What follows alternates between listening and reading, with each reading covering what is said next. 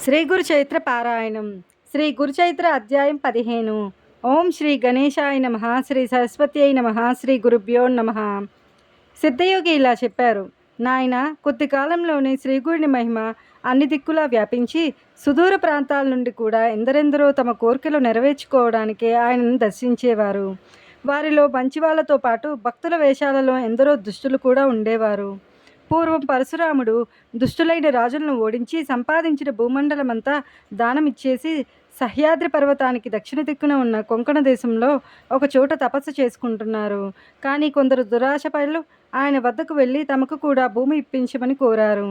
ఆయన ఆ ప్రదేశం కూడా వాళ్లకు దానమిచ్చి వాళ్ళ బెడత నుంచి తప్పించుకోవడానికి సముద్రంలో ప్రవేశించి అదృశ్యమయ్యారు. అదే కారణంగా శ్రీగురుడు కూడా వైద్యనాథంలో గుప్తంగా కొంతకాలం ఉండదలుచుకున్నారు. కనుక ఒక రోజున గృహస్థ శిష్యులకిలా సెలవిచ్చారు. ఉపనయనాది సంస్కారాల వలన ద్విజుడైన బ్రహ్మచారి వేదాధ్యయనం చేస్తూ భక్తితో గురువును సేవించాలి.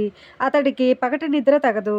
దొరికిన భిక్షాన్నమును గురువుకు అర్పించి ఆయన ఇచ్చినది భుజిస్తూ విద్యావంతుడు కావాలి. చివరకు గురువుకు దక్షిణ సమర్పించి సమావర్తన హోమం చేయాలి. అటు తరువాత గురుని అనుజ్ఞతో ఒక యోగ్యమైన కన్యను పెండ్లాడి గృహస్థాశ్రమ ధర్మాలను పాటించాలి. పుత్రుడు యుక్త వయస్సు అయ్యాక అతనికి సర్వస్వము సమర్పించి భార్యతో కూడా అరణ్యానికి వెళ్ళాలి. తరువాత గ్రామ్య విషయాలను వదిలి భార్య యొక్క అనుమతితో సన్యసించాలి. సన్యాసికి జపము, భిక్షాటనము, ధ్యానము, శౌచము, అర్చన ధర్మాలు. అతడు స్త్రీ కథలను వినకూడదు. వాహనము లెక్కరాదు. మంచము తాకరాదు. పగలు నిద్రింపరాదు. నిరంతరము ఆత్మదృష్టయై ఉండాలి. వెదురు, సొరకాయ, చెక్క, మట్టి వీటితో చేసిన పాత్రలు మాత్రమే ఉపయోగిస్తూ దండధారి అయి పగలు మాత్రమే భుజించాలి. సంవత్సరమంతా తీర్థాటనం చేస్తూ 3 పగలను మించి ఏ గ్రామంలోనూ నివసించక స్థిరచిత్తుడై ఉండాలి.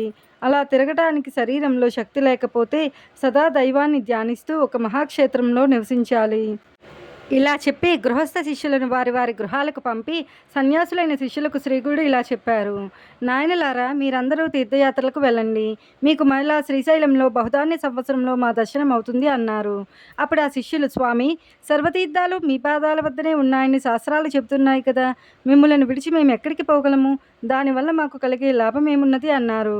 అప్పుడు స్వామి, నాయనలారా, సన్యాసులమైన మనము 5 రోజులకు మించి ఎక్కడా నిలవకూడదు. సర్వతీర్థాలు దర్శించడం మన ధర్మము. దానివల్ల మనస్సు స్థిరమవుతుంది.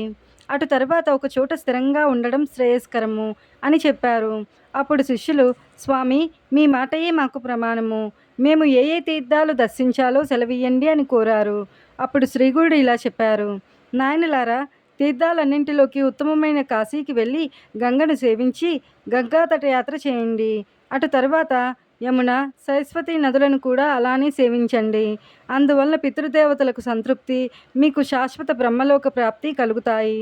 తరువాత వరుణ, కుశావర్త, సుతద్రు, విపాస, శరావతి, వితస్త, అసిక్ని, మరుద్రుద, మధుమతి, పయస్విని, ఘృతవతి, రేవ, చంద్రభాగ, రేవతి, సరయు, గోమతి, వేదిక, కౌశికి, నిత్యజల, మందాకిని, సహస్రభక్త, పూర్ణ, పుణ్య, అరుణ, బహుద, వైరోచని, పుష్కర, ఫల్గు, అలకనంద మొదలగు నదులలోనూ నదీ సంగమాల్లోనూ స్నానం చేసి తటయాత్రలు చేయండి. అలానే శ్రీశైలము, అనంతము, రామేశ్వరము, సేతుబంధము, శ్రీరంగము, పద్మనాభము, నైమిషారణ్యము, పురుషోత్తమము, మహాలయము, కేదారము, కోటిరుద్రము, మాతృకేశము, కుబ్ధతీర్థము, కోకాముఖి, ప్రసాద తీర్థము, విజయతీర్థము, చంద్రతీర్థము, గోకర్ణము, శంఖకర్ణము అనే తీర్థాలలో స్నానం చేయండి. అలానే అయోధ్య, మధుర, మాయ, కాంచి, ద్వారక, సాలగ్రామము, సబల గ్రామములు దర్శించండి. సవ్య మార్గంలో 3 సార్లు గోదావరి తటయాత్ర చేస్తే పాపాలన్నీ నశించి జ్ఞానం కలుగుతుంది. అలానే భీమేశ్వర, పంజర, కుశతర్పణ, పూర్ణ, కృష్ణవేణి, తుంగభద్ర, పంప, భీమా నదులకు తటయాత్ర చేయండి. హరిహర క్షేత్రము, పాండురంగ క్షేత్రము, మాతులింగము దర్శించండి. గంధర్వపురం ఉత్తమమైన క్షేత్రము. అక్కడ ఎన్నో తీర్థాలు ఉన్నాయి. అచ్చటి దేవతలు సులభంగా వరాలు ఇస్తారు. అక్కడ భీమా అమరజా నది సంగమున్నది. అచ్చటి అశ్వత్థ వృక్షము సాక్షాత్తు కల్పవృక్షమే. దానికి ఎదురుగా నృసింహ తీర్థము, దానికి తూర్పున పాపనాశ తీర్థము, దానికి ప్రక్కనే రుద్రపాద తీర్థము, చక్ర తీర్థము, తర్వాత కోటి తీర్థము, మన్మథ తీర్థము ఉన్నాయి. అక్కడనే కల్లేశ్వరుడు ఉన్నారు. గంధర్వపురము సాటిలేని సిద్ధభూమి గనుక అక్కడే అనుష్ఠానం చేస్తే అతి త్వరగా అభీష్టాలు నెరవేరుతాయి. తుంగభద్ర నదుల సంగమము, మలాపహ సంగమము, నివృత్తి సంగమము దర్శించండి. బృహస్పతి సింహరాశిలో ప్రవేశించినప్పుడు, గోదావరికి కన్యారాశిలోకి వచ్చినప్పుడు, కృష్ణానదికి తులారాశిలోకి వచ్చినప్పుడు, తుంగభద్రకు కర్కాటకంలో ప్రవేశించినప్పుడు, మలపహ నదికి పుష్కరాలు వస్తాయి. అంటే గంగానది ఆయా పవిత్ర సంవత్సరాలలో ఆయా నదులలో వచ్చి ఉంటుంది కనుక వాటిని సేవించడం ఎంతో మంచిది.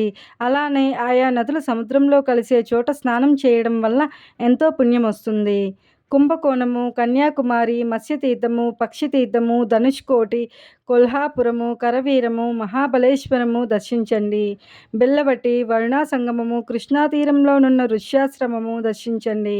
అమరపురం వద్దనున్న కృష్ణవేణి, పంచనదీ సంగమములలో 3 రోజుల స్నానము, ఉపవాసము చేస్తే అన్ని కోరికలు తీరడమే గాక పరమార్థము కూడా లభిస్తుంది.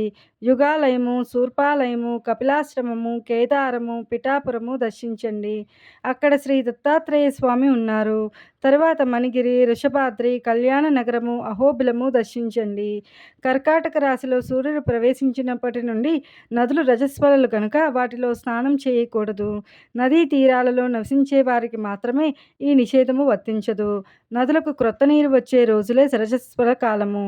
అప్పుడు శిష్యులు ఆయనకు సాష్టాంగ నమస్కారం చేసి వారి ఆశీస్సులు పొంది తీర్థయాత్రలకు వెళ్ళారు. నేను మాత్రం ఆయన సేవ చేయడానికి వారితో కూడానే ఉన్నాను. శ్రీదత్తాయ గురవే నమః. శ్రీ శ్రీపాద శ్రీ వల్లభాయ నమః. శ్రీ నరసింహ సరస్వత్యై నమః. గురుచరిత్ర అధ్యాయం 15 సమాప్తం.